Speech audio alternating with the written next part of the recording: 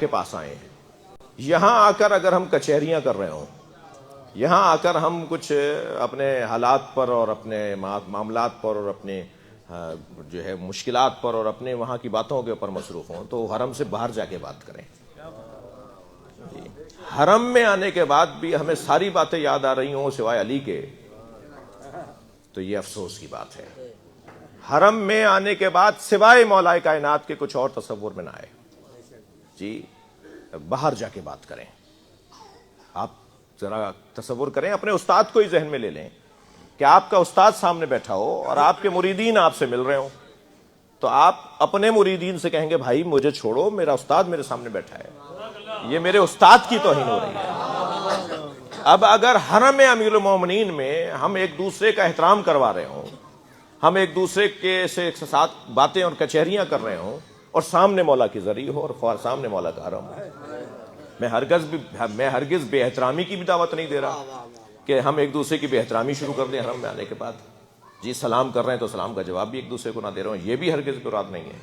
مگر مراد یہ ہے کہ حرم میں آنے کے بعد علی مولا کے علاوہ کوئی اور سمجھ میں اور ذہن میں نہ آئے، سوائے مولا کے کوئی اور ذہن میں نہ آئے. اور پھر زری کے اندر جانے کے بعد، یعنی جو ہال جہاں زری ہے، جو خاص ایریا ہے، علاقہ ہے، اس میں جانے کے بعد معلومہ سیلفیاں لی جا رہی ہیں. بھائی سیلفیاں تو کسی اپنے کے ساتھ لی جاتی ہیں. اول تو یہ موبائل تم اندر لائے کیوں ہو جو بار بار تمہیں بج کر مولا سے دور کر رہا ہے؟ اگر مولا سے کوئی وہابی ہمیں دور کرے تو برا لگتا ہے، اگر مولا سے موبائل دور کر رہا ہو تو ہمیں اچھا کیوں لگ رہا ہے؟ ناراض ہو رہے ہیں آپ؟ ہم حرم میں جانے کے بعد اگر مولا کی زری کی طرف ہماری توجہ کم ہو رہی ہے تو پھر اسی جیسا محاورہ بنے گا کہ در یمنی پیش منی. جی جب تم اپنے وطن میں تھے تو مجھے یاد کر رہے تھے، اور جب میرے پاس آ گئے ہو در پیش منی در یمنی، جب میرے پاس آ گئے ہو تو اپنا وطن چلے گئے ہو. بھائی اپنے وطن میں تھے تو نجف نجف نجف نجف، مولا کی زیارت، اور جب مولا کی زیارت کے لیے آ گئے تو تمہیں اپنا وطن یاد آ رہا ہے. تو اندر جانے کے بعد اچھا پشت کر کے باہر آ رہے ہوتے ہیں، باقاعدہ کمر دکھا کے آ رہے ہوتے ہیں، باقاعدہ وہیں کھڑے ہو گئے باتیں شروع ہو جاتی ہیں. معذرت چاہ رہا ہوں اور برا لگے تو کچھ دیر کے لیے برداشت کر لیجئے.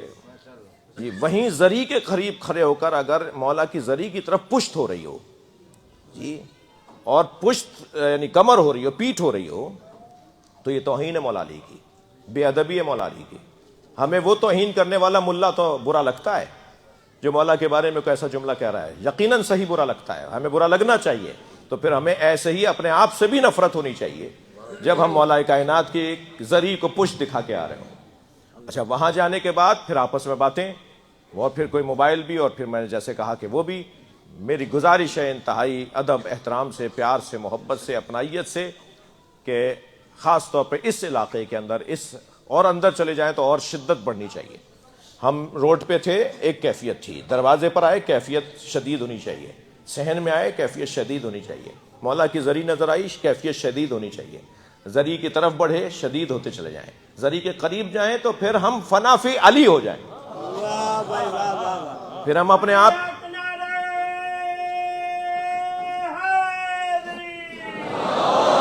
ہم علی میں خود کو ضم کر لیں. توجہ ہے ایک صلوات پڑھیں.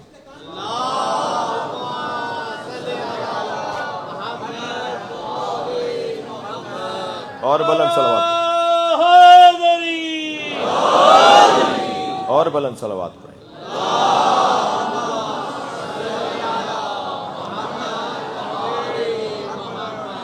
اس سے بلند پڑھ لیں.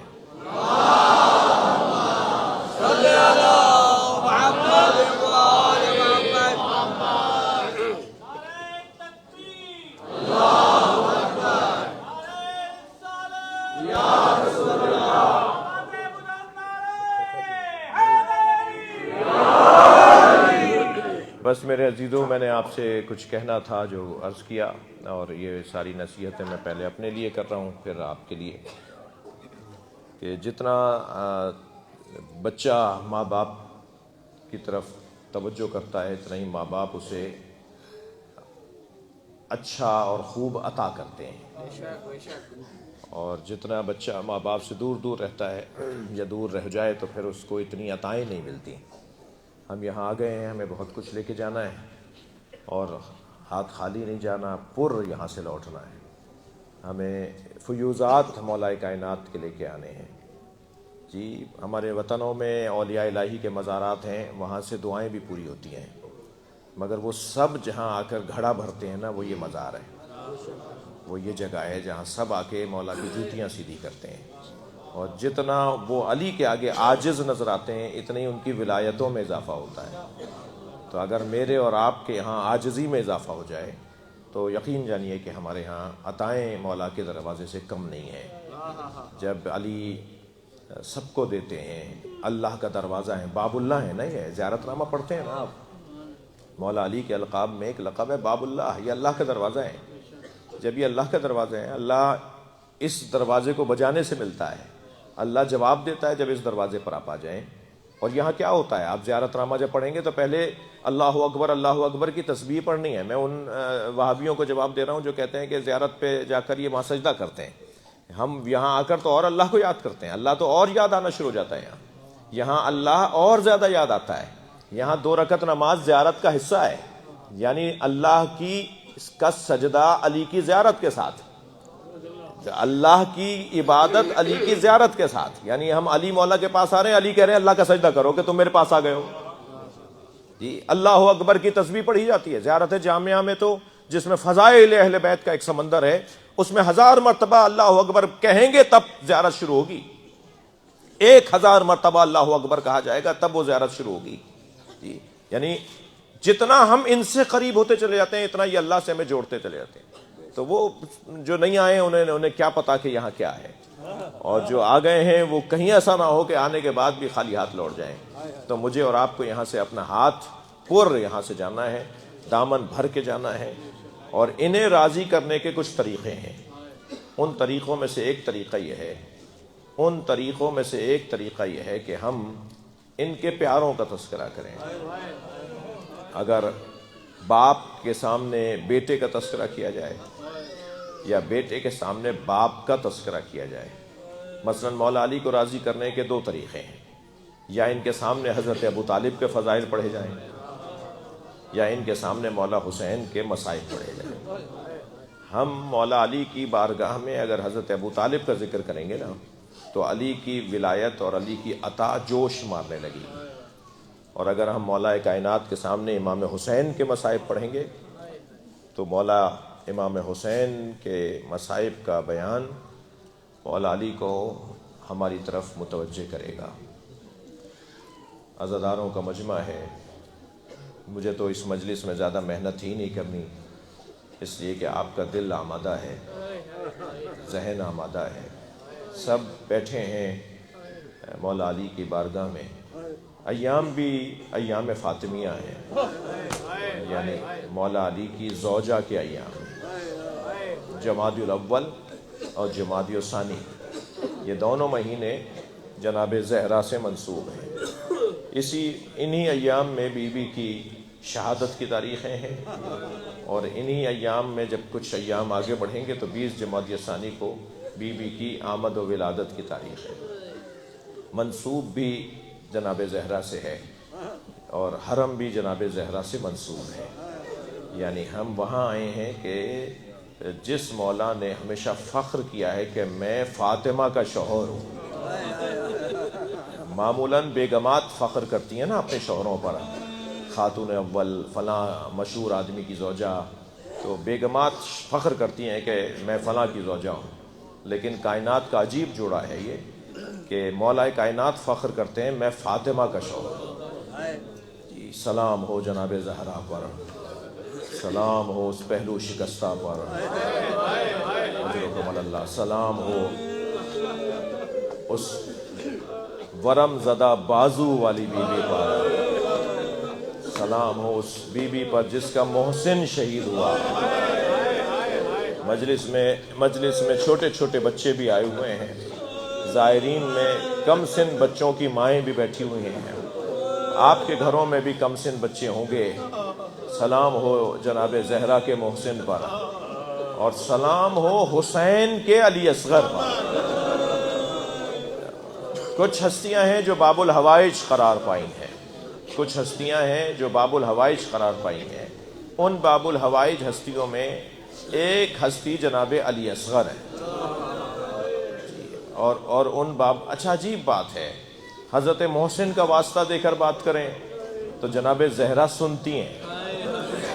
یوں تو حضرت زہرا کو جب پکاریں بی بی سنیں گی، مگر وہ سننا کیا سننا ہے جو محسن کا نام لے کر بی بی کو پکارا جائے۔ ایسے ہی عزادارو، یوں تو مولا حسین ہر ایک کی سنتے ہیں، مگر جب مولا حسین کے سامنے دو بچوں کا ذکر کیا جائے، سلام ہو ان بچوں کی ماں پر، جب بھی حضرت علی اصغر کی بات کریں نا تو جناب رباب کو سلام ضرور کیا گیا۔ سلام ہو امام حسین کی زوجہ جناب رباب پر۔ دو ہی کمائیاں تھیں جناب رباب کے پاس، دونوں کو تیار آمادہ کر کے حسین کے حوالے کر دیا۔ میں لفظوں کو اور بہتر کروں، ایک کو اجلا سا کرتا پہنایا، بال جھنڈولوں میں کنگھی کی، آنکھوں میں سرما دیا، چہرے پر میری بیوی نے بوسہ دیا، اجلا سا کرتا پہنایا، اور پھر بچے کی آستینوں کو امام حسین نے لوٹ دیا۔ اور میر انیس کہتے ہیں کہ بنا کر شکل مجاہد کی لے چلے شبیر، الٹ دیا علی اصغر کی آستینوں کو۔ سب مجاہد گئے تھے تو یہ بچہ بھی تو مجاہد ہے نا، تو یہ بھی ایسے ہی جائے گا جیسے مجاہد جاتے ہیں۔ سلام ہو جناب رباب پر۔ مجلس میں خواتین تشریف فرما ہیں، امام حسین فرماتے ہیں مجھے وہ گھر اچھے لگتے ہیں جن گھروں میں رباب اور سکینہ نامی عورتیں ہیں۔ جناب رباب نے امام حسین سے وفاداری کا حق ادا کیا، اور جناب سکینہ نے کبھی زبان پر ایک کلمہ شکوے کا جاری نہیں کیا۔ یہ 4 سالہ بچی نے کبھی نہیں کہا کہ ایسا کیوں ہو رہا ہے، یہ ہمارے ساتھ کیوں ہو رہا ہے، ہمارے ہی ساتھ کیوں ہو رہا ہے۔ اپنے بابا، اپنے ماں، اپنی پھوپھی سے کبھی شکوے کا جملہ نہیں کہا۔ امام حسین کی اس زوجہ نے وفاداری کا حق ادا کیا ہے۔ میرے ایک دوست مجھ سے بیان کر رہے تھے کہ ان کے شہر بنارس ہندوستان کے اندر تعزیے کا جلوس ہر سال عاشور کے دن برآمد ہوتا ہے۔ جس سال برآمد ہو رہا تھا کہتے ہیں کہ میں بھی وہیں تھا، جلوس نکلا تعزیے کا، ہم آگے چلے گئے تاکہ انتظامات دیکھ سکیں، روڈ رستے کی صفائیاں دیکھ سکیں۔ کہنے لگے ہم آگے جا رہے تھے، پیچھے تعزیے کے جلوس آنا تھا ابھی، تو کہتے ہیں ہم ابھی آگے گئے تو کیا دیکھا کہ ایک چوک پر ہزاروں کی تعداد میں ہندو عورتیں کھڑی ہیں۔ کہنے لگے جب قریب پہنچے تو عجیب منظر نظر آیا، ہر گود میں دودھ پیتا ہوا بچہ تھا۔ کہتے ہیں اور جب قریب سے گزرے تو ایک عورت کی، ایک خاتون کی آواز آئی، بھائی مسلمان لگتے ہو؟ تو ہم نے کہا ہاں مسلمان ہیں۔ کہنے لگی مسلمان ہو تو بتاؤ بابا حسین کا جلوس کب آئے گا؟ تو کہنے لگے میں نے ان سے پوچھا تمہیں بابا حسین کے جلوس کا انتظار کیوں ہے؟ کہنے لگے تمہیں نہیں پتا آج حسین کا بچہ بھوکا مارا گیا، آج ہم اپنے بچوں کو دودھ نہیں پلاتے جب تک تعزیہ دفنا نہ دیا جائے۔ اجرکم اللہ، اجرکم اللہ۔ آپ کی آوازیں بلند ہو گئی، اللہ آپ کو اجر عطا فرمائے، اللہ آپ کو کسی غم میں نہ رلائے سوائے غم اہل بیت کے۔ اجرکم اللہ۔ امام حسین کے اس بچے کو بھوکا مار دیا گیا۔ آپ کی آنکھوں میں آنسو آ گئے۔ عزاداروں مجھے ایک اور جملہ یاد آ رہا ہے۔ چند سال پہلے ایک جوان 6 محرم کو میرے پاس آیا اور کہنے لگا مولانا میں مچھلی خرید کر لایا۔ میں نے اپنی بڑی بہن سے باجی سے کہا مجھے مچھلی تل کے دے دو، تو دادی کی آواز آئی بیٹا محرم میں مچھلی نہیں کھاتے۔ تو میں نے دادی سے کہا دادی حلال خدا حلال، حرام خدا حرام، حلال محمد حلال، حرام محمد حرام، یہ کیا بات ہے کہ ربیع الاول میں مچھلی جائز اور محرم میں حرام؟ تو جب حلال ہے تو حلال ہے۔ تو کہنے لگا ہاں بیٹا تم آج کے زمانے کے لوگ ہو، جدید جوان ہو، بچے ہو، ہماری بات کہاں مانو گے؟ جاؤ جا کے مولانا سے پوچھ کر آ جاؤ، اگر مولانا اجازت دیں تو کھا لینا۔ تو وہ جب مجھ سے کہہ رہا تھا تو میں رو رہا تھا۔ میں نے اسے روتے ہوئے کہا کہ میں اتنا بڑا عالم نہیں ہوں، مجھے اس کا جواب نہیں آتا، تم دادی کی بات مان لو۔ کہنے لگا مولانا کیا مطلب ہے؟ یہ مچھلی ہے، میں آج 6 محرم کو، محرم میں عشرے میں مچھلی کھاؤں یا نہیں کھاؤں؟ میں نے کہا تم دادی کی بات مان لو، اس لیے کہ امام حسین نے علی اصغر کے تڑپنے کو مچھلی کے تڑپنے سے تعبیر کیا ہے۔ اما ترونا کیف یتلذذ، دیکھ نہیں رہے میرا بچہ مچھلی کی طرح منہ کھولتا ہے، مچھلی کی طرح منہ بند کرتا ہے۔ اجرکم علی اللہ، اجرکم علی اللہ۔ اللہ آپ کو کوئی غم نہ دے۔ چند جملے اور سن لیجئے عزیزاروں۔ امام حسین کے اس بچے کے گلے پر تیرے سے شعبہ مارا گیا۔ وہ جو تیر قوی ہیکل شکار کو مارا جاتا تھا، وہ اس بچے کے گلے پہ مارا گیا، اور جب بچے کے گلے سے خون ابلنے لگا تو امام نے چلو میں خون کو لیا اور ایک مرتبہ آسمانوں کی طرف دیکھا اور پھر چہرے پہ مل لیا اور فرمایا میں اسی چہرے کے ساتھ محشر میں آؤں گا، میں اپنے نانا کو اپنا یہی چہرہ دکھاؤں گا۔ اجرکم علی اللہ۔ میں ابھی پچھلے دنوں ایک مصائب کی کتاب پڑھ رہا تھا، ایک عجیب جملے نے مجھے بہت دیر رلایا۔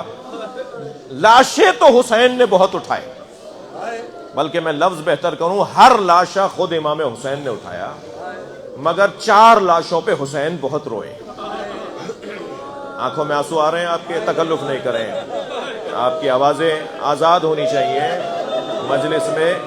جب آپ خاص طور پر اس مجلس میں ہمارے اس گریے کی آواز زری تک تو جائے نا، مولا کو پرسہ دے رہے ہیں نا۔ 4 لاشوں پر امام حسین بہت روئے ہیں۔ ایک لاشا قاسم کا لاشا ہے، ایک لاشا یتیم جوان بچوں کی مائیں، اللہ نہ کرے ہمارے مجمع میں ہو، یتیم بچے کی ماں جو بیوہ ہو اور یتیم بچے کی ماں ہو، وہ اس درد کو محسوس کرے گی جو جناب ام فروہ کا درد ہے۔ حضرت قاسم کا لاشا امام حسین نے اٹھایا، بہت روئے۔ دوسرا لاشا جس پر امام بہت روئے ہیں وہ لاشا ہے عباس۔ تیسرے لاشے کا نام سنیں گے، وہ لاشا ہے علی اکبر کا لاشا۔ اور چوتھے لاشا چھوٹا بہت تھا مگر حسین سے اٹھتا نہیں تھا، کبھی آگے جاتے انا للہ، کبھی الٹے پیر امام حسین واپس آتے تھے۔ میرے مولا حسین نے اس لاشے پر ابا کا دامن ڈالا ہوا تھا، ابا کا دامن ڈالا ہوا تھا۔ ہر لاشا امام حسین نے اٹھا کر گنج شہیدہ میں رکھا، مگر یہ لاشا حسین سے گودی سے اتارا نہیں جا رہا تھا۔ یہ واحد لاشا ہے جو اسے حسین چھوڑ نہیں رہے تھے،